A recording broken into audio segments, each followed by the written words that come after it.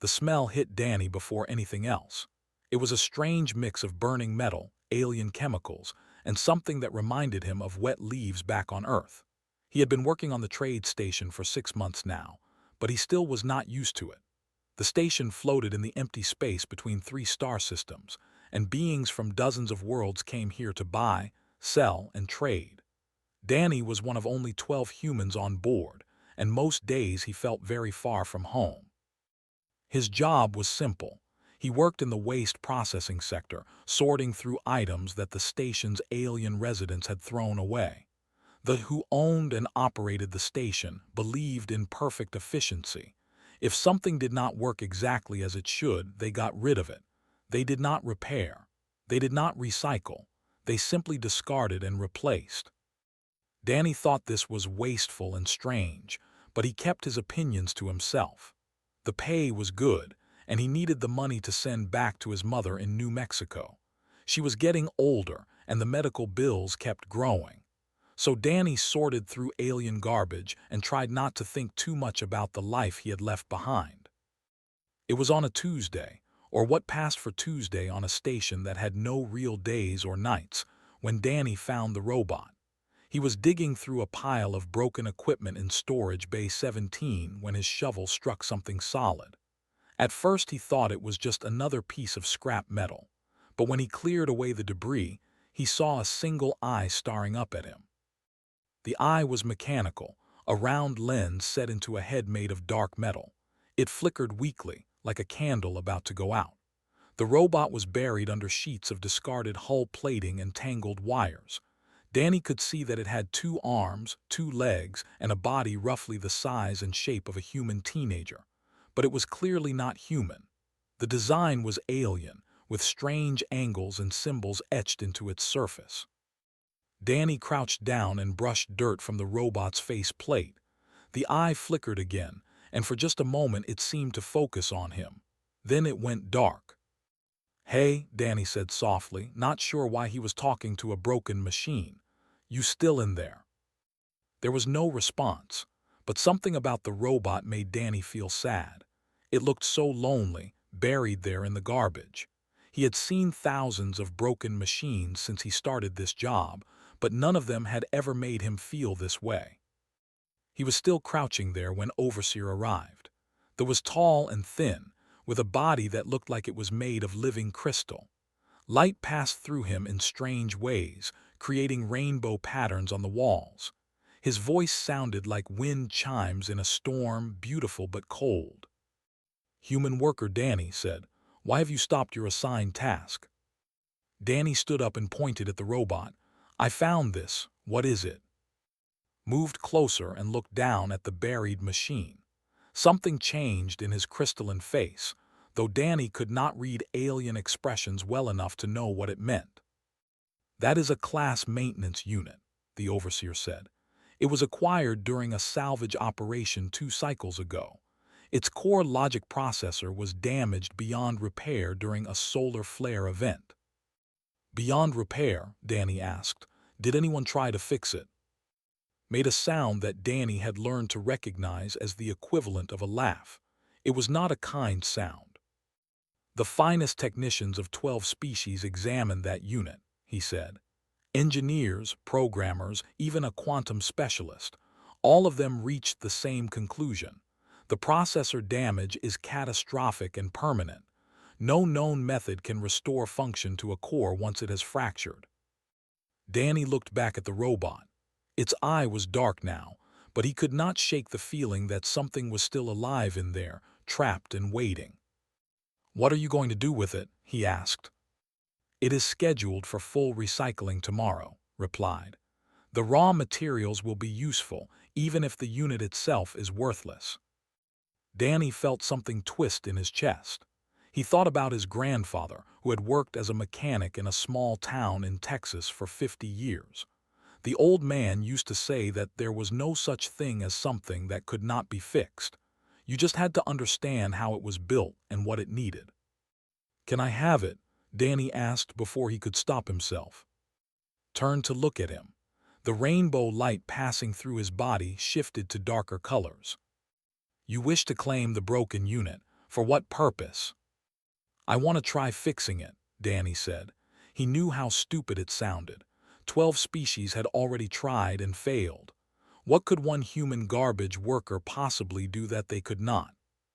But Danny also knew something that they did not seem to understand. Humans were stubborn. They did not give up on things just because smart people said it was impossible.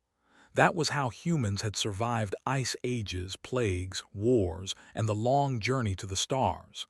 They refused to quit. Was silent for a long moment. Then he made that laughing sound again. Very well, human worker Danny. Take your primitive curiosity project.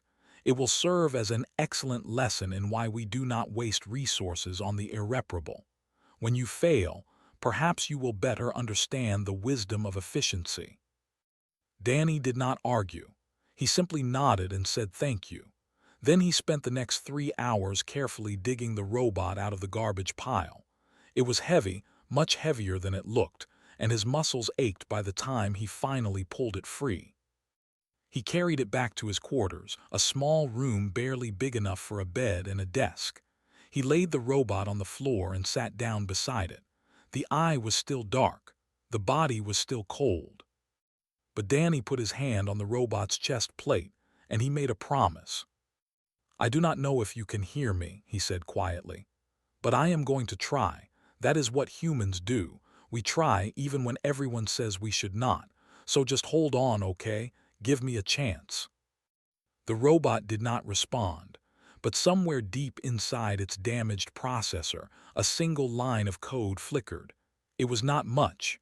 It was barely anything at all. But it was enough. Danny did not sleep that first night. He sat on the floor of his small room with the robot laid out in front of him, and his toolkit spread around him like a metal garden. The tools were simple things, mostly stuff he had brought from Earth. A screwdriver that had belonged to his grandfather, a multimeter he had bought at a hardware store in Albuquerque, wire cutters, pliers, and a soldering iron that had seen better days. The aliens on the station used tools that could manipulate matter at the atomic level. They had machines that could scan a broken device and tell you exactly what was wrong with it in 3 seconds. Danny had none of that. He had his hands, his eyes, and 60 years of human mechanical knowledge passed down through his family. He started by cleaning the robot. Months of sitting in garbage had left it covered in grime and alien substances that Danny did not want to think about too hard. He wiped down every surface, every joint, every tiny crack in the metal. As he worked, he began to see the robot more clearly. The design was beautiful in a strange way. Whoever had built this machine had cared about making it strong and lasting. The metal plates were layered like fish scales, designed to protect the sensitive parts inside. The joints were complex but elegant, built to move smoothly even under stress. The symbols etched into the surface were a mystery. Danny could not read them, but he took pictures with his tablet and searched the station's public database. After 2 hours of digging, he found something useful. The symbols were the language of a species that had gone extinct 300 years ago. They had been warriors, known throughout the galaxy for their military technology. When their civilization fell, their machines were scattered across 1,000 worlds. Most had stopped working long ago. Those that still functioned were considered valuable artifacts. Danny looked at the robot with new eyes. This was not just a maintenance drone. This was a piece of history, a survivor from a dead civilization, and someone had thrown it in the garbage. Maria Santos came to his room the next morning. She was a medical technician from Miami, one of the few other humans on the station. Danny and Maria had been together for 4 months now.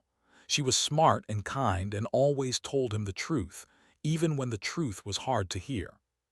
She stood in his doorway and looked at the robot on the floor, then at Danny, who had dark circles under his eyes and grease on his face. "You look terrible," she said. "Thank you," Danny replied. "I love you too." Maria stepped inside and closed the door behind her. She knelt down beside the robot and touched its metal face gently. "They have been building machines for 10,000 years," she said. Their engineers are the best in the known galaxy. If they say it cannot be fixed, maybe they know what they are talking about. Danny shook his head. He pulled up the information he had found on his tablet and showed it to her. "They did not build this," he said. "It is technology, military surplus from a species that lived and died before they even invented space travel. They understand their own machines perfectly, but this is not their machine. They do not know how to think like the people who built it." Maria read the information on the tablet. Her eyebrows went up. "Danny, those artifacts are worth a fortune.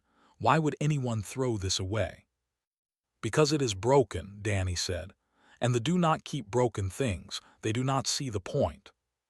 Maria looked at him carefully. "And you do." Danny thought about how to explain it.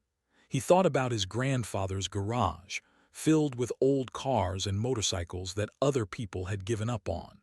He thought about the satisfaction of bringing something back to life, of proving that broken did not mean finished. "Humans are different," he finally said. "We come from a world where nothing worked perfectly. Our bodies break down, our machines fail, our plans fall apart. But we learned to fix things, to adapt, to make do with what we had. That is how we survived. That is how we reached the stars." He pointed at the robot. "They were like us. They built their machines for war, for chaos, for situations where everything went wrong. Their technology was not designed to be perfect. It was designed to keep working even when it was damaged. I think they tried to fix this robot using their own logic, their own methods. But methods do not work on machines." Maria was quiet for a moment. Then she leaned over and kissed his cheek. "You really believe you can do this?" "I believe I have to try," Danny said. "Look at him, Maria. Someone threw him away like garbage, but he is still in there somewhere. I can feel it. And I am not going to give up on him just because it is hard." Maria smiled, though there was worry in her eyes. "Okay, then I will help you. What do you need?" For the next 2 weeks, Danny and Maria worked together whenever their shifts allowed. Danny focused on the hardware, carefully opening the robot's chest plate and examining the components inside. Maria used her medical scanner to study the energy patterns flowing through the robot's systems. It was not designed for machines, but it worked well enough to give them useful information. They learned that the robot's power core was still functional, producing a steady trickle of energy. The limbs and body were damaged but repairable. The problem, as they had said, was the processor. It was a crystalline structure about the size of Danny's fist, and when Maria scanned it, the readings made no sense. Signals bounced around inside it in chaotic patterns, like a storm that never ended. "It is stuck," Danny said one night, staring at the scan results. "The processor is not dead. It is just stuck in a loop it cannot escape, like a car with its wheels spinning in mud." Maria frowned. "Can you pull it out of the loop?" Danny thought about it. On Earth, when old computers got stuck, you could sometimes fix them by restarting them in safe mode, loading only the most basic programs. But this was alien technology built by a dead civilization. He did not even know what the basic programs looked like. But he was not going to give up. He had made a promise. He looked at the robot's dark eye and spoke quietly. "I am going to figure this out," he said. "I do not know how yet, but I will. Just give me a little more time." And deep inside the crystalline processor, lost in endless loops of corrupted code, something heard him. It could not respond. It could not even understand. But for the first time in months, the chaos slowed just a little. Something was waiting. Something was hopping. And Danny, a garbage worker from New Mexico, was not going to let it down. The breakthrough came on day 19, and it came from the strangest place Danny could have imagined. He was sitting in the station's food court, eating something that the menu claimed was similar to chicken, when he overheard two engineers talking at the next table. "The human waste worker is still trying to repair that unit," one of them said in their chiming voice. "I observed him through the corridor sensors this morning. He has not slept in 30 hours. "Foolish," the other replied. Does he not understand? Processors use cascade architecture. When one section fails, it creates errors that spread to connected sections. The damage compounds until the entire system becomes trapped in recursive failure loops. There is no way to clear the errors without destroying the remaining functional code. Danny stopped eating. Cascade architecture, recursive failure loops. He did not fully understand the technical terms, but something about them felt familiar. He had heard words like that before, back on Earth, back when he was a teenager learning to fix old computers in his grandfather's garage. He left his food on the table and ran back to his quarters. For the next 6 hours, Danny read everything he could find about early Earth computing. The old machines from the 20th century, the ones built before anyone dreamed of traveling to the stars. Those computers had been primitive and fragile. They crashed all the time. Programs got stuck in loops. Systems failed in ways that seemed random and impossible to fix. But human programmers had learned to work around those problems. They developed techniques for handling errors, for building systems that could keep running even when parts of them broke. They created something called exception handling, which let programs recognize when something went wrong and find another way forward instead of getting stuck. Danny pulled up the scans of the robot's processor and looked at them with fresh eyes. The engineers were right about the problem. The damage had created loops that the processor could not escape, but they were wrong about the solution. They kept trying to fix the errors directly to repair the damaged code. That was the way of perfection. But they had not built their machines for perfection. They had built them for war, for survival, for situations where damage was expected and unavoidable. Danny was suddenly certain that the processor was designed to handle errors, just like those old Earth computers. The capability was there, buried in the code. It just needed someone to show it how. He started writing. He had never programmed alien technology before, but code was code in a way. Logic was logic. He studied the patterns in the processor, figured out how the language worked, and slowly built a patch. It was not elegant. It was not beautiful. It was rough and ugly and held together with the digital equivalent of tape and string. But it worked. The patch did not try to fix the errors. Instead, it taught the processor to recognize them and route around them. When the system hit a loop, the patch would flag it and find an alternative path. It was like building a detour around a broken bridge instead of trying to rebuild the bridge itself. Danny worked through the night, testing and adjusting, failing and trying again. Maria brought him food and made him drink water. She did not understand what he was doing, but she believed in him, and that was enough. At 3 in the morning, station time, Danny uploaded the final version of the patch. He sat back and watched the processor scans on his tablet, his heart pounding in his chest. For a long moment, nothing happened. The chaotic patterns continued to swirl, signals bouncing endlessly through damaged pathways. Then something changed. The chaos began to slow. Signals that had been trapped in loops started finding new routes.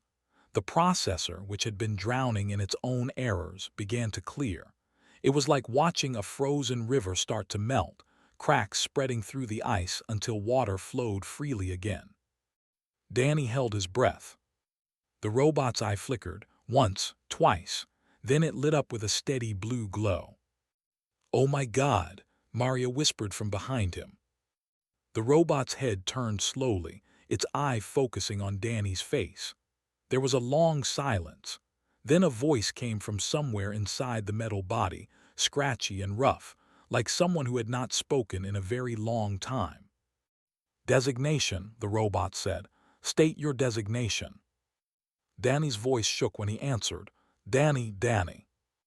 The robot's eye pulsed as it processed the information. "Acknowledged, Danny. This unit's internal chronometer indicates significant time has passed since last activation. Query: what is this unit's current operational status?" Danny laughed. He could not help it. The sound came out of him like a pressure release, all the stress and exhaustion and doubt of the past 19 days pouring out at once. "Your status is improving," he said. "You were damaged, very badly damaged. Everyone said you could not be fixed, but I did not believe them." The robot was silent for a moment, processing. This unit's diagnostic systems confirm extensive processor damage.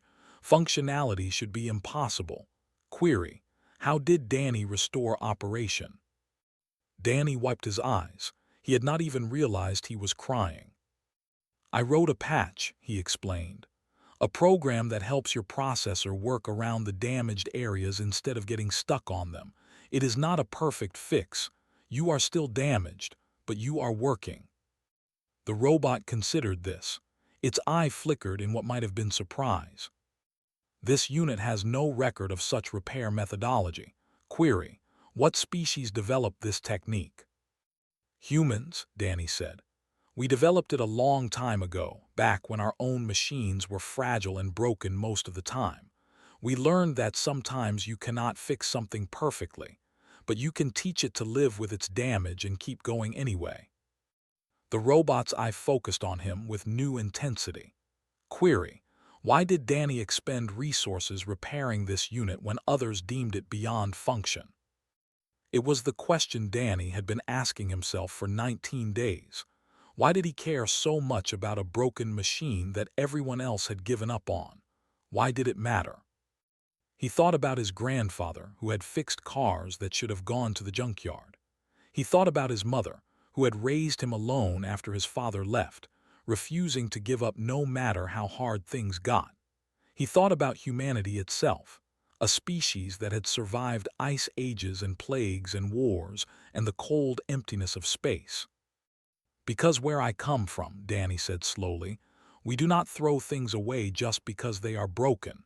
Everyone deserves a chance, even if they are damaged, even if everyone else says they are worthless. That is what I believe." The robot was quiet for a long time. Its processor worked through Danny's words, analyzing them, trying to understand. Finally, it spoke again. "This unit does not fully comprehend Danny's reasoning. However, this unit acknowledges that Danny's actions have resulted in restored functionality. Conclusion: Danny is an unusual organic." Danny grinned. "Yeah, I get that a lot." Maria stepped forward and knelt beside him. "Does it have a name?" Danny looked at the fragmentary records he had found about units. The designation translated roughly to Unit 7 in human terms. "I have been calling him Save," Danny said, "if that is okay with you." The robot's eye pulsed. "Designation Save is acceptable. This unit will respond to that identifier." Maria smiled and put her hand on Danny's shoulder. "Congratulations," she said softly. "You did it. You actually did it." Danny looked at Save, at the impossible machine that everyone had given up on, now alive and talking and asking questions about the universe. "We did it together," he said, "all three of us." And somewhere in Save's patched and damaged processor, a new file was created. It was labeled simply, "Danny Friend." 3 weeks passed after Save woke up, and in that time everything changed. Word spread through the station about what Danny had done. At first, the aliens did not believe it. A human waste worker fixing technology that the best engineers in the galaxy had declared impossible. It sounded like a joke, the kind of story that primitive species told to make themselves feel important. But then Overseer came to Danny's quarters to see for himself. He stood in the doorway and watched as Save walked across the small room, picked up a dropped tool, and handed it to Danny with smooth, precise movements. This crystalline body flickered with colors Danny had never seen before, colors that suggested deep confusion and something that might have been embarrassment. "This should not be possible," said quietly. "And yet here we are," Danny replied. He was not trying to be rude, but he could not resist a small smile. After that, other aliens started coming to look at Save. Engineers and scientists and curious traders, all wanting to see the impossible robot that the human had brought back from the dead. Some of them asked questions. Others just stared. A few offered to buy Save for enormous amounts of money. Danny refused them all. Save was not property, Save was his friend. The robot itself was still adjusting to its new existence. Save's memories from before the damage were fragmented and incomplete. He remembered being built, remembered serving on a warship, remembered the moment when a solar flare had burned through his processor and sent him spiraling into darkness. But the details were fuzzy, like trying to recall a dream after waking up. Danny helped him fill in the gaps. He told Save about how their civilization had fallen 3 centuries ago, about how their technology had scattered across the galaxy. He told Save that he was one of the last functioning pieces of a dead culture, a survivor against all odds. "This unit is alone," Save said one night, his voice carrying something that sounded almost like sadness. "They are gone. There are no others like this unit."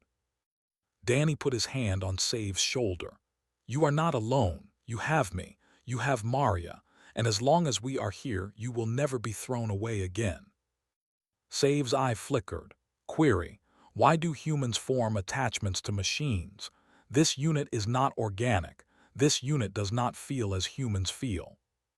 "Maybe not," Danny admitted. "But you think, you wonder, you ask questions. That is enough for me." Life on the station slowly returned to normal. Danny went back to his job in waste processing, though now the other workers looked at him differently. Maria continued her work in the medical bay. Save stayed in Danny's quarters during the day, reading files from the station's database, trying to understand the galaxy he had woken up in. It was a quiet, peaceful time. It did not last. The disaster came without warning. Danny was in the middle of his shift when the alarm started screaming. Red lights flashed in every corridor. A voice echoed through the station's speakers, first in, then in a dozen other languages, finally in English. "Emergency, emergency. Hull breach in lower sections. Radiation leak detected. All personnel evacuate immediately." Danny dropped his tools and ran. The corridors were filled with aliens rushing in every direction, panic spreading like fire.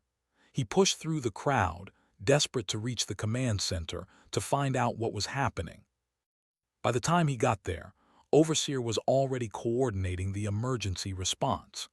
The crystalline alien's voice was sharp and fast, giving orders to a dozen subordinates at once. Screens around the room showed damage reports, sensor readings, and a map of the station with large sections flashing red. "What happened?" Danny demanded. Barely glanced at him. "Microasteroid. It penetrated the main reactor shielding during a supply transfer.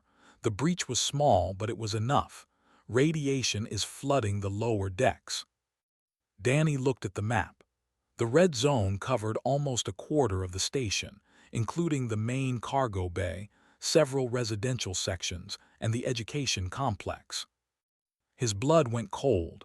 The education complex. Is not there a tour group visiting today? Children. His body flickered dark. Yes, of 32 younglings along with their instructors and approximately 400 other beings. They are trapped. The radiation levels are too high for organic life. Anyone who enters will die within minutes. What about emergency robots, drones? Our emergency units are designed for biology, said. His voice was losing its usual calm, cracks showing through the control. They require specific environmental conditions to function. The radiation is disrupting their systems. They cannot navigate the damaged corridors. Danny's mind raced. There had to be something they could do. 400 people, including children, were trapped in a radiation zone. They could not just let them die. "What about the manual override?" he asked. "Every station has one, a way to restore emergency barriers by hand." "The override is located in Section 47, at the heart of the contaminated zone," replied. "No organic can survive long enough to reach it. No shielded drone we possess has the processing flexibility to navigate the collapsed corridors and damaged systems.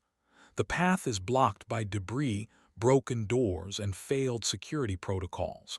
Our machines cannot adapt. And then Danny understood. He turned and ran out of the command center, ignoring shout of confusion. He ran through the corridors, dodging panicked aliens until he reached his quarters. Save was standing by the window, watching the chaos outside. "Danny," the robot said, "this unit has been monitoring emergency communications. The situation is severe." "I know," Danny gasped, out of breath. "Save, I need to ask you something. It might be dangerous, it might be impossible, but people are going to die if we do not do something." Save's eye focused on him. "Query, what does Danny require?" Danny explained quickly. The radiation zone, the trapped survivors, the manual override that no organic could reach and no drone could navigate. As he spoke, he watched Save's eye flicker rapidly, processing the information. "This unit's plating was designed to withstand stellar radiation levels," Save said when Danny finished. "The contamination in the lower sections would not damage this unit's core systems." "And the navigation problem, the collapsed corridors, the obstacles." Save paused. Before Danny's repair, this unit's programming would have been unable to adapt to unpredictable obstacles. However, the patch that Danny installed allows this unit to route around unexpected problems. This unit believes successful navigation is possible.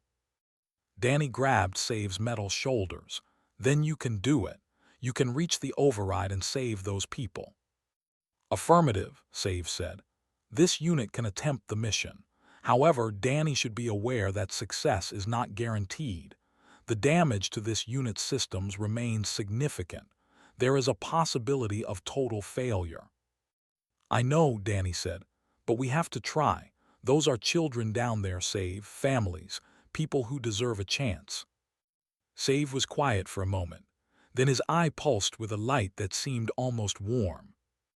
"Danny did not give up on this unit when others deemed it worthless," the robot said.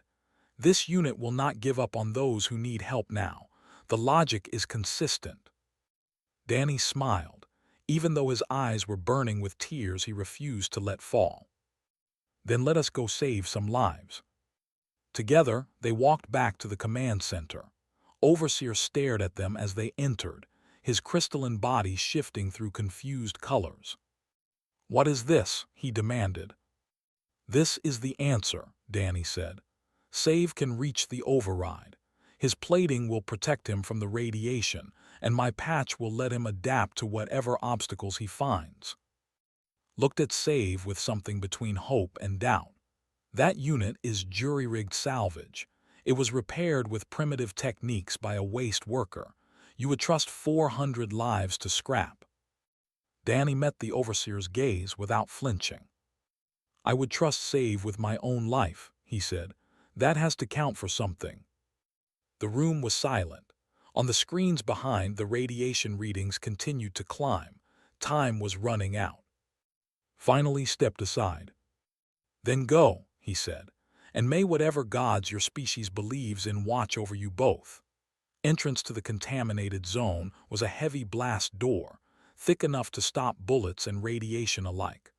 Warning signs flashed in a dozen languages, telling anyone who could read them to stay away, to turn back, to not be stupid enough to go any further. Save stood in front of the door, his metal body still and calm. Danny stood beside him, holding a communication device that would let them stay in contact as long as the radiation did not fry the signal. "The path to Section 47 is approximately 2 kilometers, Save said, reviewing the station maps he had downloaded. "This unit has identified 17 potential obstacles, including collapsed corridors, sealed emergency doors, and debris fields. Estimated time to reach the manual override is between 12 and 18 minutes. The survivors have maybe 30 minutes before the radiation kills them," Danny replied. "You need to be fast." "Acknowledged." Save turned his head to look at Danny. His blue eye was steady and bright. "Danny, if this unit does not return, this unit wishes to express gratitude. Before Danny's intervention, this unit was destined for recycling. Danny gave this unit a second existence. That is significant. Danny's throat tightened. He wanted to say something meaningful, something that would capture everything he felt. But the words would not come. Instead, he just put his hand on Save's shoulder one more time. "Come back safe," he said. "That is an order." "This unit is not programmed to follow human orders," Save replied. And if Danny did not know better, he would have sworn there was humor in the robot's voice. "However, this unit will attempt to comply." The blast door opened. A wave of heat rolled out, carrying with it the invisible poison of radiation. Save stepped through without hesitation, and the door sealed shut behind him. Danny ran back to the command center, where a crowd of other aliens were watching the sensor feeds. They could not see Save directly, but they could track his signal as it moved through the station's lower sections. The first obstacle came within 2 minutes. A corridor had collapsed, filling the passage with twisted metal and broken hull plating. The station's emergency drones had tried this path earlier and failed, their rigid programming unable to find a way through the chaos. Save did not stop. His sensors scanned the debris, identifying load-bearing points and structural weaknesses. His processor, guided by Danny's patch, found a route that no perfect machine would have considered. He climbed over the wreckage, squeezed through gaps that seemed too small, and kept moving forward. Danny watched the signal advance and whispered encouragement under his breath. The second obstacle was a security door that had sealed automatically when the emergency started. The door's control panel was melted, fused by a power surge. There was no way to open it normally. Save spent 45 seconds analyzing the problem.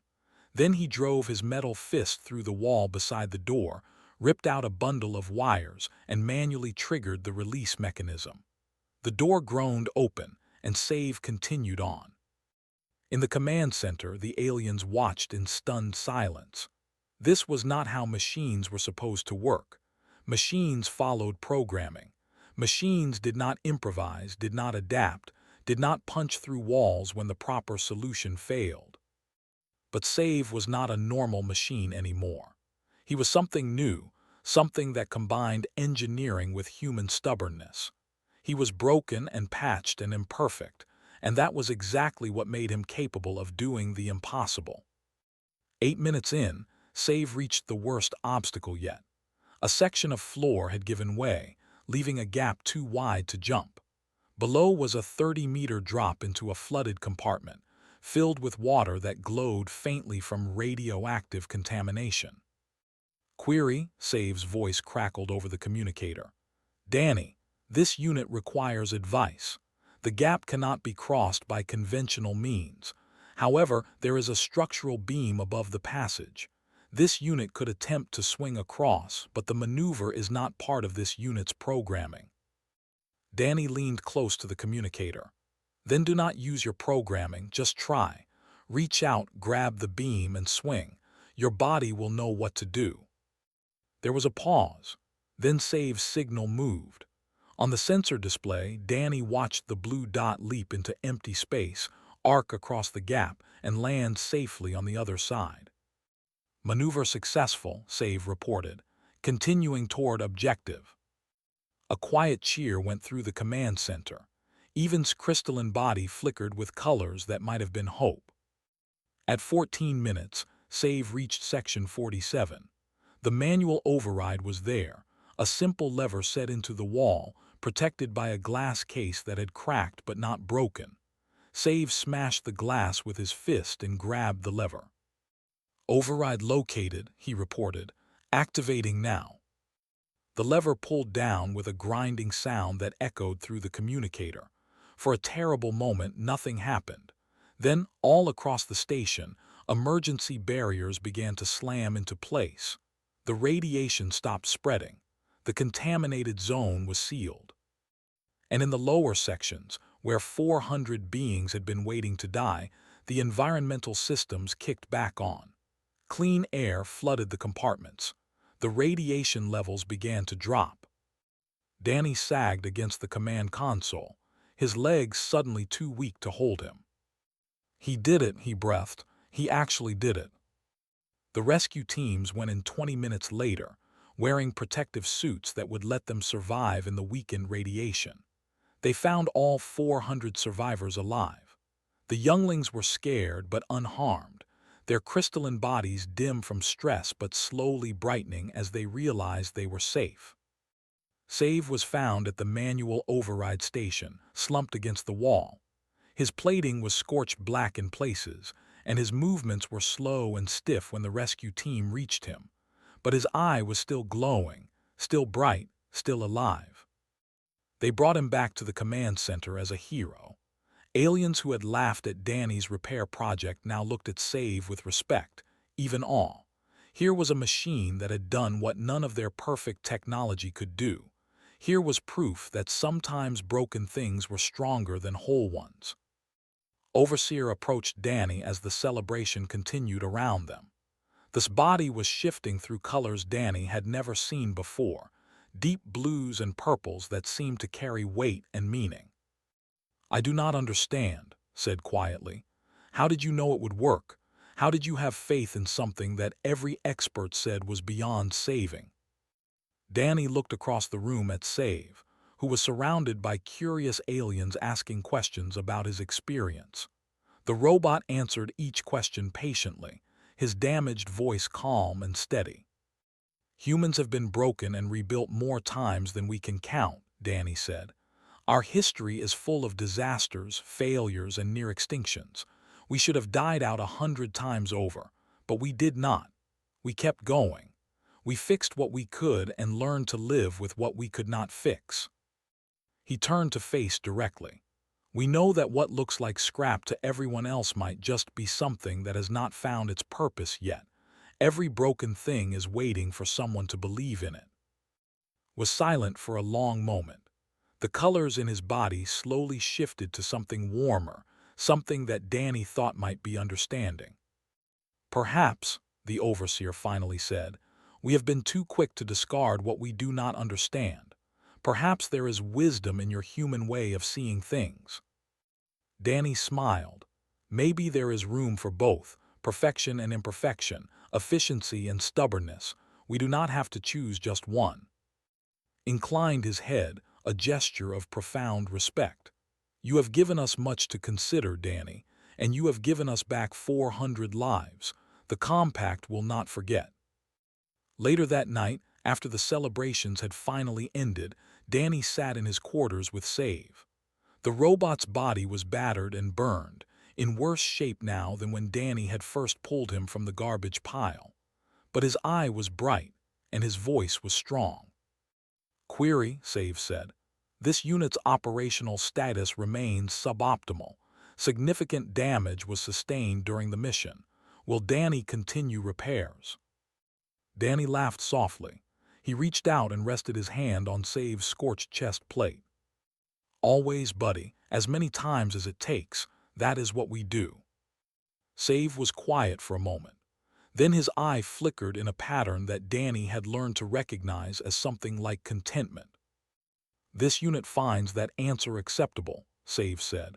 "This unit is glad to have Danny as a friend." They sat together in comfortable silence, looking out the viewport at the stars beyond. Somewhere out there were other broken things, other forgotten machines and abandoned hopes and discarded dreams. Danny knew he could not save them all. But he could save this one, and maybe in the end that was enough. Maybe the universe was not changed by grand gestures and perfect machines. Maybe it was changed by stubborn humans who refused to give up, by broken robots who found new purpose, by small acts of faith in a galaxy that had forgotten how to believe. Danny smiled and leaned back in his chair. Tomorrow there would be more work to do, more repairs to make, more impossible problems to solve. He could not wait.